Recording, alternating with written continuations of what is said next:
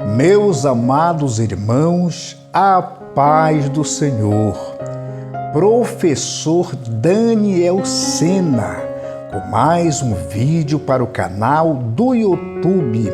E desta feita, nós queremos agradecer ao Pai das Luzes por essa grande oportunidade que Ele tem nos dado para estarmos na Sua presença com mais uma mensagem para a tua edificação espiritual. E hoje, como sempre, estaremos subalterno ao tema. Você sabia que quando alguém está profetizando, não é Deus na sua literalidade que está falando?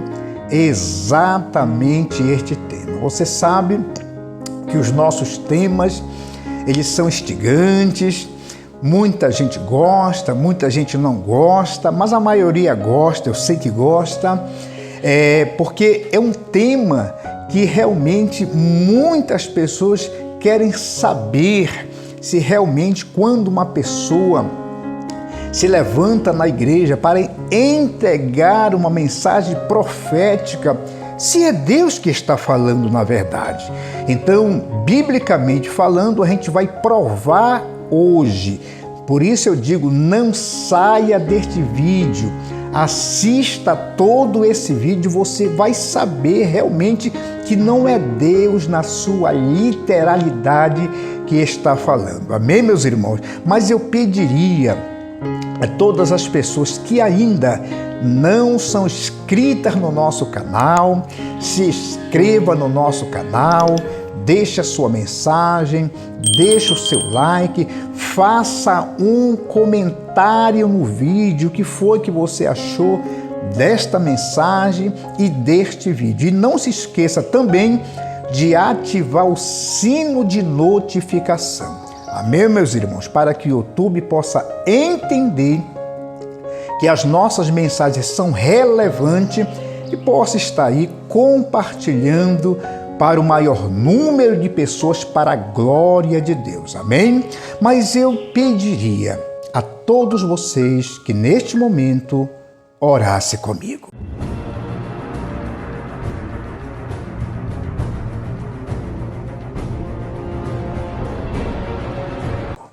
Amantíssimo e eterno Deus, Pai de nosso Senhor e Salvador Jesus Cristo, nós queremos te agradecer por esta grande oportunidade que o Senhor me dá esta hora de entregar essa porção escriturística ao meu irmão, à minha irmã, para que eles possam ser edificados na palavra. Pai, eu tenho absoluta certeza que esta mensagem já tem o endereço certo, que é o coração do meu irmão, que é o coração da minha irmã, para a glória do Deus Pai. Pai, muito obrigado por esta oportunidade. É o que te pedimos e é o que te agradecemos. No nome de Jesus. Amém. Meus amados irmãos, meus amigos, preste bem atenção. Hoje estaremos subalterno ao tema. Quando alguém profetiza, não é Deus na sua literalidade quem está falando. Exatamente esta mensagem. Então preste bem atenção que este tema, na verdade, é extremamente necessário, sobretudo em tempos em que muitas profecias são confundidas com a própria voz soberana de Deus. Exatamente isto. Vamos examinar o texto bíblico fazendo perguntas ao texto. Então, hoje aqui a nossa mensagem é conversando com o texto original e perguntando para o texto: o que significa isto? Como você consulta, ou seja, como você extrai do texto a própria palavra de Deus. E um discernimento também espiritual. Então, a princípio, a gente precisa entender o que é profecia segundo a Bíblia. Isto para que a gente possa avançar no texto. Por exemplo, quando nós olhamos para a Bíblia, na primeira carta do apóstolo São Paulo aos crentes que moravam em Corinto, no capítulo 14, versículo 3, tem uma palavra bem interessante. Mas o que profetiza fala aos homens para edificação, exortação e consolação. Então, a princípio, a gente tem que entender que a profecia, ela tem 3 ministérios. O primeiro, edificação. Segundo, exortação. E terceiro, consolação. Exatamente isto. Isto para que a gente possa entender a historicidade dos fatos. Então, já entendemos que a profecia, ela tem 3 ordens. Primeiro, edificação, exortação e consolação. Então, quando de repentemente alguém se levantar na igreja com o dom profético e que aquela profecia é só cajado, é só peia, fique alerta, porque ela tem que ter 3 edificação, consolação, exortação e edificação. E por outro lado, quando ela é dada somente aquela profecia mamão com açúcar, só bênção, só glória, fique alerta, porque a profecia, ela tem 3 elementos: edificação, consolação e exortação. Então, isto é para que a gente possa entender o significado da profecia.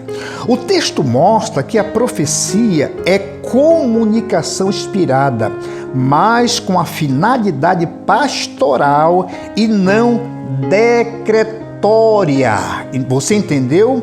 A profecia, ela tem a finalidade pastoral de realmente fazer com que aquela pessoa seja edificada, seja consolada, seja edificada na palavra e assim sucessivamente. É uma profecia pastoral. Mesmo que tenha a exortação, tem que também ter a edificação e a consolação. Quando nós abrimos as nossas Bíblias, na primeira carta de Paulo aos Coríntios, capítulo 13 e versículo 9, diz um texto bem interessante e inclusive já falamos anteriormente, porque em parte conhecemos e em partes profetizamos. Então nós temos aí, em parte conhecemos e em parte profetizamos. O que significa esta particularidade do texto?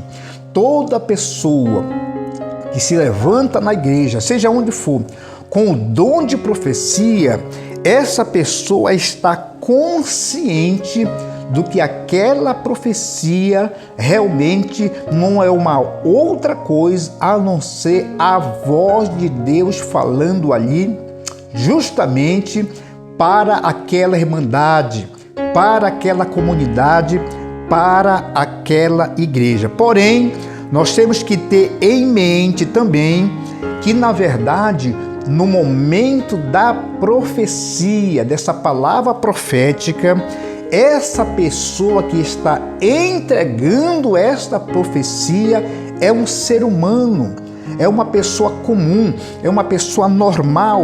E nesse momento que essa pessoa está entregando esta palavra profética, essa pessoa tem que ter muito cuidado. Por quê?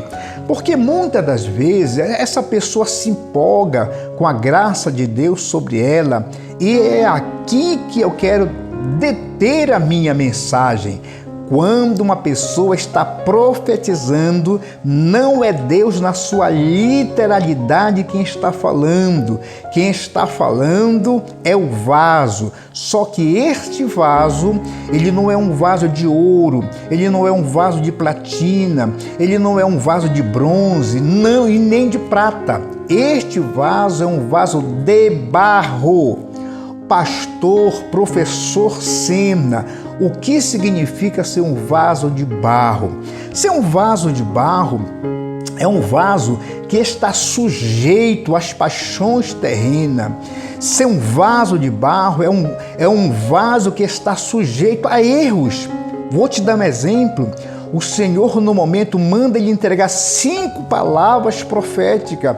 Ele entrega 7, ou seja, 2 é por conta dele. Exatamente isto, meus irmãos. Então, nós precisamos ter um equilíbrio espiritual. Por isso que Paulo já dizia aqui que em partes profetizamos e em parte discernimos, temos a sabedoria do Senhor nosso Deus. Por quê?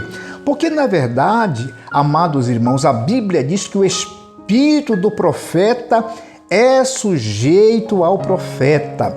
Exatamente isto. Agora, a pergunta que não quer calar.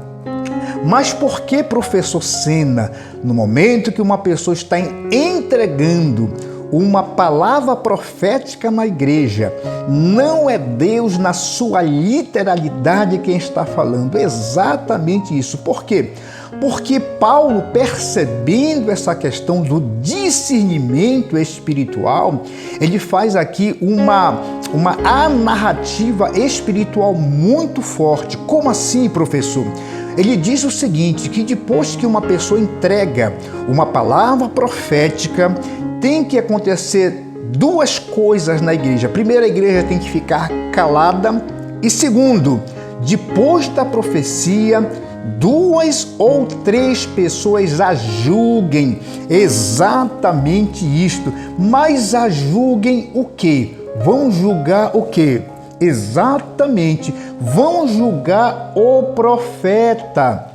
Não vão julgar a profecia. Por quê? Quando a profecia é de Deus, ela não se contradiz e a Bíblia diz que nela não há sombra de variação.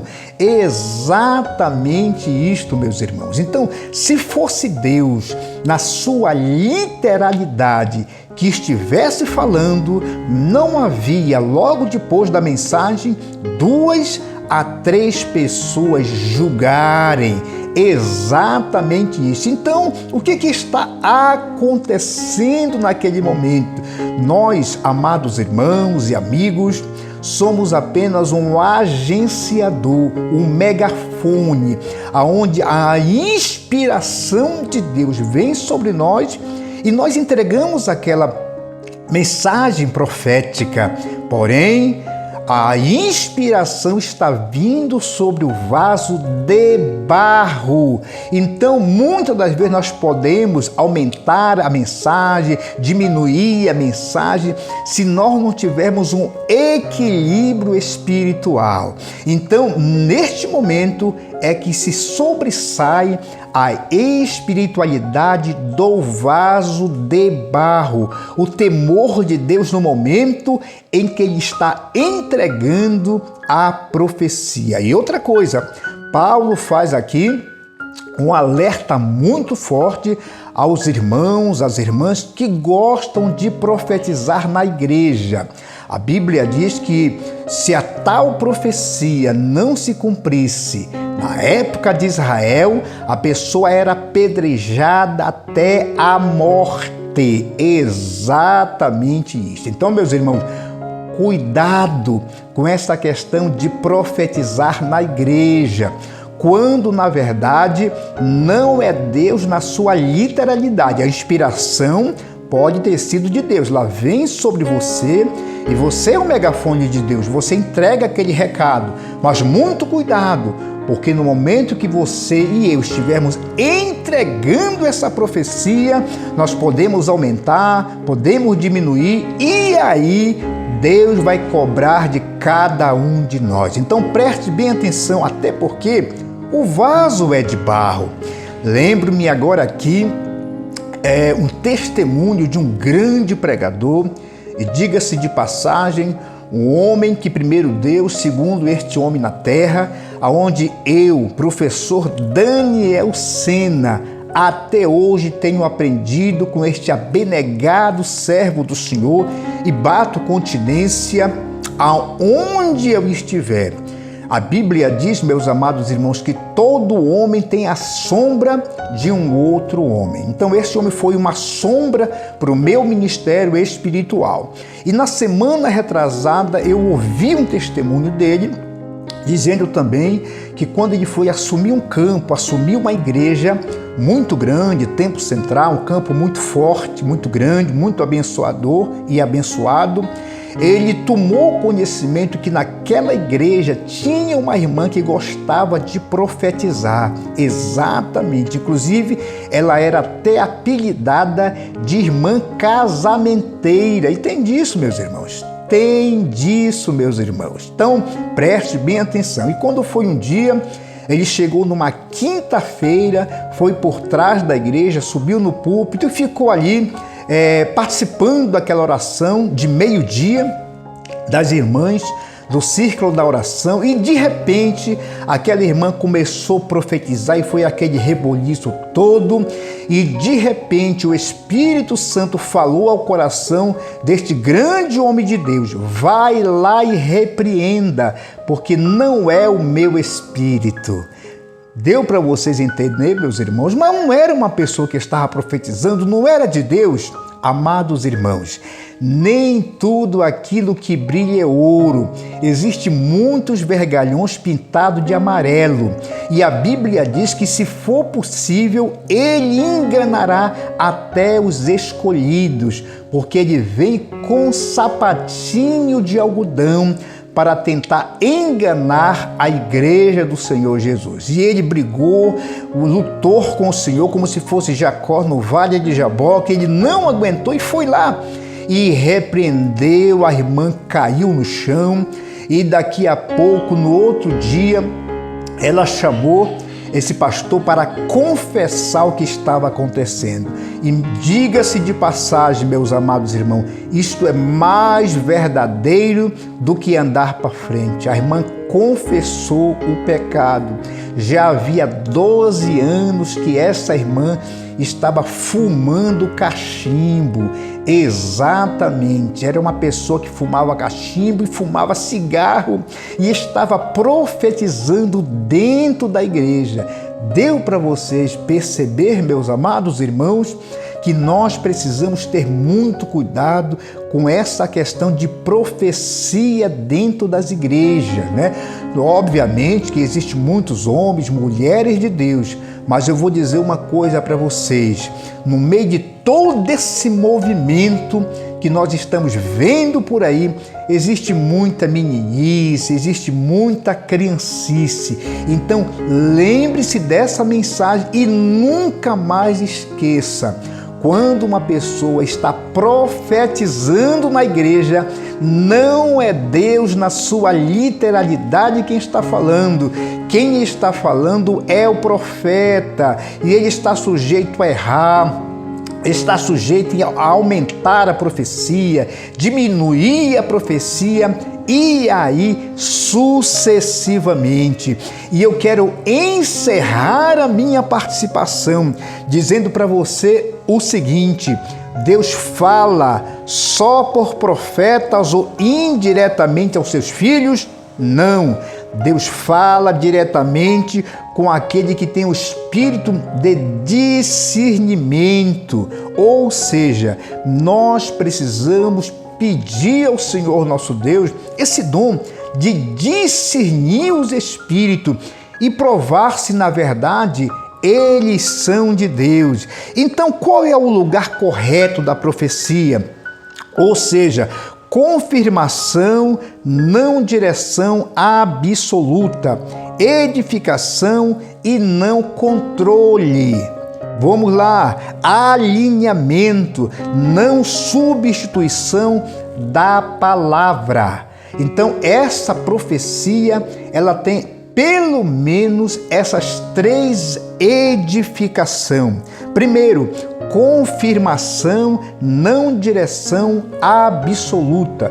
Inclusive, tem algumas igrejas que quando o pastor, o presbítero, seja quem for, toma conhecimento que tem alguém dentro da igreja que é aquele profeta casamenteiro, aquela profeta casamenteira, obviamente, quando ele tem visão de Deus, ele pede para o Espírito Santo mostrar para ele se aquele espírito que está usando aquele irmão ou aquela irmã é de Deus. Então, nós precisamos fazer isso, meus irmãos. Então, eu quero encerrar a minha participação nesta hora dizendo o seguinte: quando alguém profetiza, Deus pode estar inspirando essa pessoa, mas não está falando em sua sabedoria absoluta, porque a mensagem está passando por um vaso de barro. Não se esqueça disso.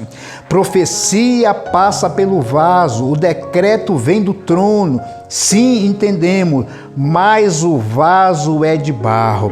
Você lembra aquela passagem bíblica quando Paulo e Silas, Paulo e Barnabé, mais especificamente falando, alguém da cidade de Listra e de Cônia começaram a rasgar suas grinaldas, sacrificar touros, porque o servo do Senhor, através do Espírito Santo, fez grandes maravilhas ali, e eles pensavam que eles eram deuses, e disseram até em voz alta, em voz licoânea, verdadeiramente fizeram deuses semelhantes aos homens e desceram até a nós. Quando Paulo começou a perceber aquela situação, disse: não faças tal coisa, porque nós também somos homens como vós sois, sujeitos às mesmas falhas, às mesmas paixões. Então, o apóstolo São Paulo que falou essas palavras, e se ele falou sendo o maior dos apóstolos, dos homens de Deus da época de Cristo,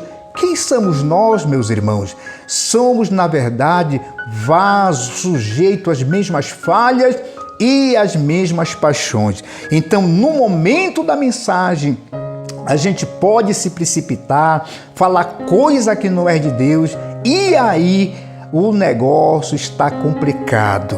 O leite está derramado porque nós estamos comprometendo a pessoa com que nós estamos entregando esta profecia.